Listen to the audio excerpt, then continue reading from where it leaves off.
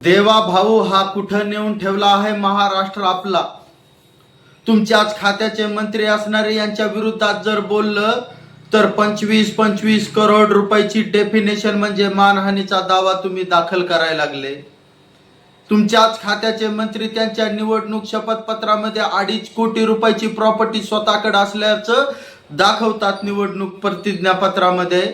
आणि त्यांच्याविषयी जर बोललं तर तुम्ही डायरेक्ट समोरच्याचा आवाज आणि लोकशाहीचा आवाज दाबण्यासाठी 25 करोड रुपयाचं डेफिनेशन म्हणजे मानहानीचा दावा दाखल करायला लागले. हे कुठपर्यंत योग्य आहे आणि महाराष्ट्र कोण्या दिशेला चाललेला आहे? तुमच्याविषयी जर बोललं तर तुम्ही सर्वसाधारण यूट्यूब क्रिएटरचा किंवा फेसबुक सोशल मीडियावर काम करणाऱ्या प्रत्येक माणसाचा तुम्ही गळा दाबण्याचं काम करायला लागले. म्हणजे लोकशाहीचा खून करण्याचं काम तुम्ही करायला लागले. स्वतःच्या विवरणपत्रामध्ये 2.5 करोड 3 करोड दाखवायचे आणि याविषयी जर आम्ही बोललो तर तुम्ही डायरेक्ट 25 करोड रुपयाची डेफिनेशन म्हणजे मानहानीचा दावा दाखल करायचा. आज दीपक केदार साहेब हे आपल्या संघटनेच्या माध्यमातून राज्य पिंजून काढतात, लोकांना न्याय देण्यासाठी रस्त्यावर उतरतात, स्वतःची जीवाची पर्वा न करता स्वतःचा ऍक्सिडेंट हो का काही हो, परंतु जनतेमध्ये जाऊन जनतेचे प्रश्न सोडवण्याचं काम दीपक केदार करतात. आज रविराज साबळे सारखा एक सुजाण शेतकरी, प्रगतिशील शेतकरी आज शेतीच्या माध्यमातून लोकांना मार्गदर्शन करतो आणि मार्गदर्शनापर शासनाच्या पण चुका काढण्याचं काम करतो. अशा सोशल मीडियावर काम करणाऱ्या तुम्ही क्रिएटरवर रविराज साबळे झाले, सोशल मीडियाच्या माध्यमातून आपल्या संघटनेच्या माध्यमातून सर्वसामान्य घटकापर्यंत न्याय देण्यात यावा या भावनेचे दीपक केदार यांच्यावर सुद्धा तुम्ही 25 करोड रुपयाची डेफिनेशन म्हणजे मानहानीचा दावा दाखल करतात.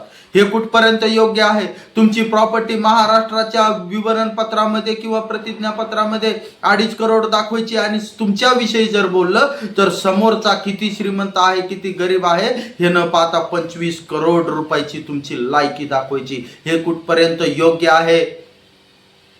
आज जर आपण बोललं नाही महाराष्ट्रातील जनतेला मी सांगतो, आज नुसतं तुम्ही हा व्हिडिओ बघताय पण व्हिडिओच्या संदर्भात तुम्ही बोललंही पाहिजे. हा तुमचा पण अधिकार आहे आणि सरकारला डोळे उघडण्याचं काम देखील तुम्ही करू शकताय. तुम्ही बोला.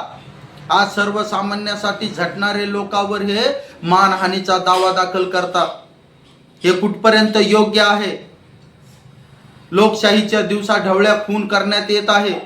व्यक्ती स्वातंत्र्य तुम्ही मारून टाकण्याचं काम करत आहेत. हे कुठपर्यंत योग्य आहे? दीपक केदार यांच्यावर तुम्ही 25 करोड रुपयाची डेफिनेशन म्हणजे मानहानीचा दावा दाखल केला. आज राज्य पिंजून काढतो आहे तो व्यक्ती आपल्या संघटनेच्या माध्यमातून. आज कोणत्याही समाजाचा, कोणत्याही जाती धर्माचा माणूस असू द्या, व्यक्ती असू द्या, कुटुंब असू द्या, त्या कुटुंबाला सर्वतोपरी न्याय देण्याचं काम दीपक केदार करत आहे. उतरा ना तुम्ही लोकांच्या प्रश्नासाठी रोडावर. सरकार आहात ना तुम्ही, उतरा रोडावर आणि दाखवा तुम्ही बी तुमची कला. तुम्हाला फक्त काय आहे, तुम्हाला शासन चालवायचे. अशा पद्धतीने तुमच्याविषयी जर कुणी बोललं तर तुम्ही 25 करोडचं डेफिनेशन दाखल करायला लागले. बस माझं या व्हिडिओच्या माध्यमातून या सरकारला विनंती आहे, या सरकारच्या खात्यात असणाऱ्या मंत्र्याला, आमदाराला, खासदाराला विनंती आहे, कृपया हा महाराष्ट्र व्यवस्थित चालू द्या. या महाराष्ट्रामध्ये लोकशाही जिवंत आहे. व्यक्ती स्वातंत्र्याचा पण गळा दाबू नका आणि एक दिवस हा महाराष्ट्र विक्री काढू नका. मी निषेध करतो, या सर्व प्रकाराचा निषेध करतो. वतन वालों